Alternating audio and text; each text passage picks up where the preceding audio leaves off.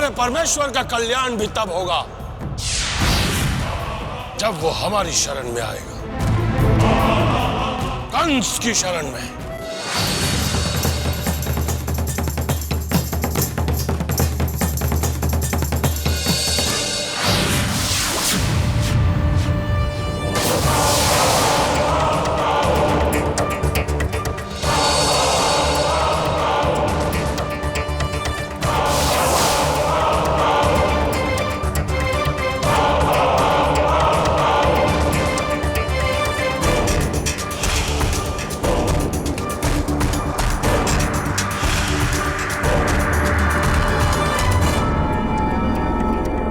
गुरु को निर्बल मत समझो कंस, मैं अपनी रक्षा स्वयं कर सकता हूं।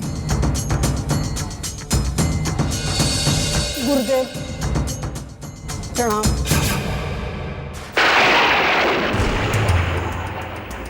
सौभाग्यवती भव पुत्री, उठो।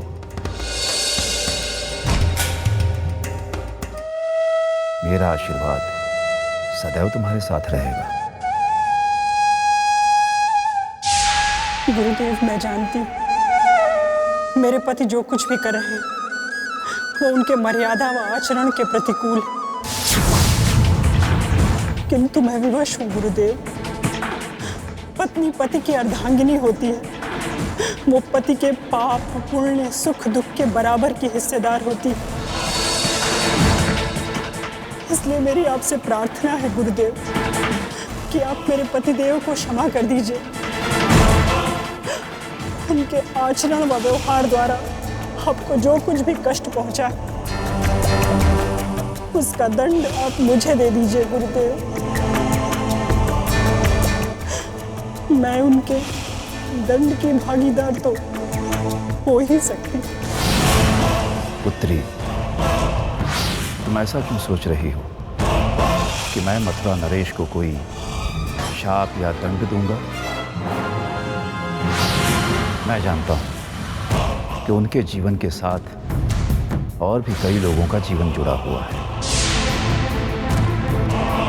इसलिए तुम्हारे कहने से पहले मैंने उन्हें क्षमा कर दिया है।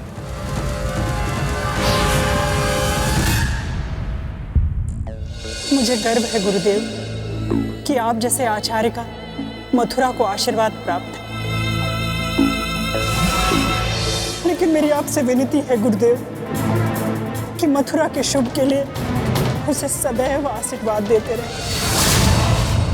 निश्चिंत रहो पुत्री, मैं सत्य और न्याय के पक्ष में सदैव रहूंगा। सुखी भव।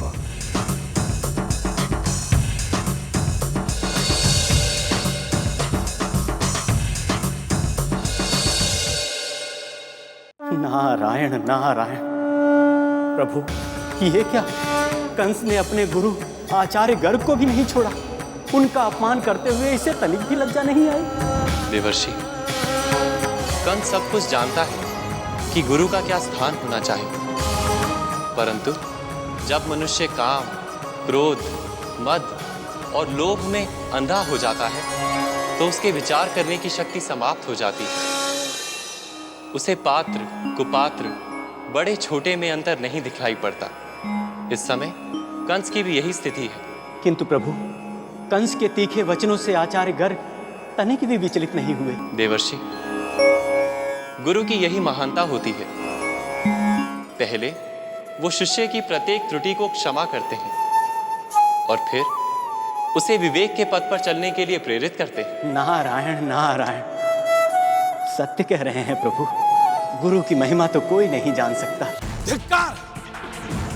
धिक्कार! एक राजा की पत्नी होकर, मथुरा नरेश की पत्नी होकर तुच्छ से पूजा पाठ करने वाले के सामने क्षमा याचना कर रही थी तुम। मथुरा नरेश, अच्छा हो कि आप सोच विचार कर बोले। आचार्य गर्ग कोई सामान्य और तुच्छ व्यक्ति नहीं है। वो हमारे गुरु कुल पुरोहित सम्माननीय, उनका आदर और सम्मान करना हमारा धर्म है। और तुम भी मेरी पत्नी, कंस की पत्नी, और एक पत्नी को किसका आदर करना चाहिए? ये भी उसे भली भांति समझ लेना चाहिए। मथुरा नरेश, मैं जानती हूँ कि आप मेरे पति हैं, किंतु मैं ये भी जानती हूँ कि आचार्य गर्ग मेरे गुरु, और गुरु का स्थान सर्वोच्च होता है। किंतु मुझे ये समझ में नहीं आ रहा है कि ये बात मुझे आपको बतानी पड़ रही है। नहीं केशरी, आचार्य ने उसका नामकरण किया जो मेरी मृत्यु है। मेरे जीवित रहते आपको मृत्यु देने की कोई कल्पना भी नहीं कर सकता।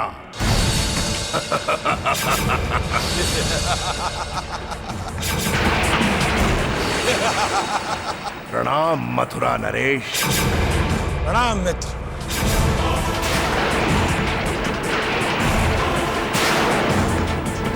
आप मथुरा के राजा बने हैं, बधाई देने आया हूँ। इतने दिनों बाद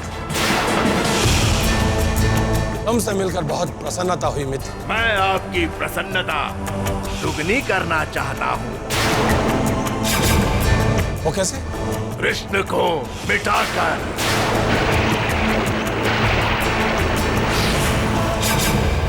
अर्थात तुम सब जानते हो। सच्चा मित्र जो हूँ आपका, आपको मृत्यु के भय से मुक्त करने के लिए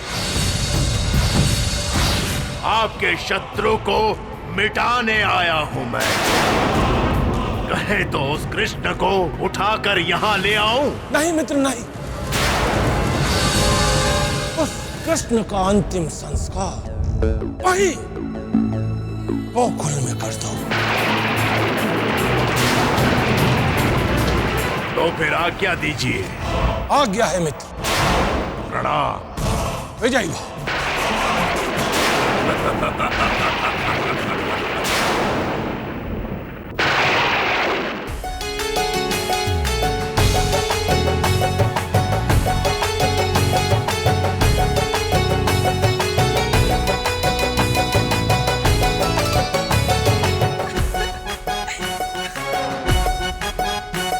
अरे लल्ला, अरे यशोदा, देखो ना हमारा कृष्ण कैसे नृत्य कर रहा है।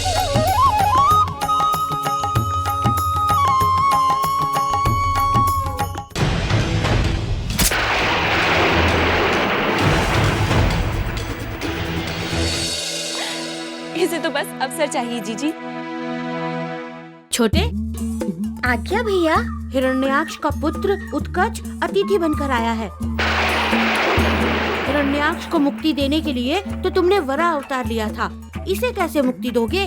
उसे रणभूमि में तो उतरने दीजिए भैया।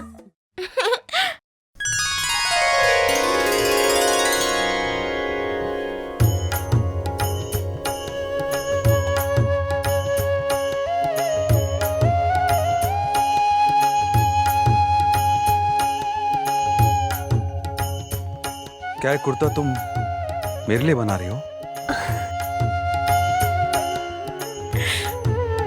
ये कुर्ता आपके लिए नहीं, आपके बच्चे के लिए है। परंतु यहाँ बच्चा कहाँ है? गोकुल में तो है ना, हम किसी भी आने जाने वाले के साथ भेज देंगे। हम अपने कृष्ण को प्यार और ममता तो ना दे सके, परंतु यह कुर्ता उसे प्यार भी देगा और ममता भी। ये कुर्ता प्यार और ममता के धागों से बुना है मैंने। जिस दिन से गुरुदेव गर्गाचार्य जी ने कृष्ण और बलराम के बारे में बताया है, उस दिन से जीवन में एक नया उत्साह भर गया है। बच्चों को देखा तो नहीं, परंतु जब भी उनके बारे में सोचती हूँ तो मन को अद्भुत शक्ति मिलती है। जब भी उनकी कल्पना करती हूँ तो देवकी, पता नहीं पूर्व जन्म में कौन से पाप किए थे मैंने, जो अपने ही जने बच्चों को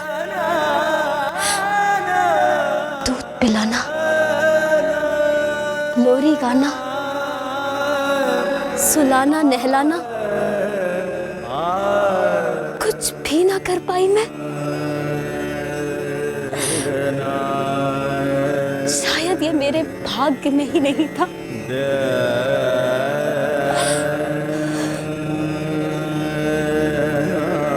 यदि आज वो हमारे साथ होते तो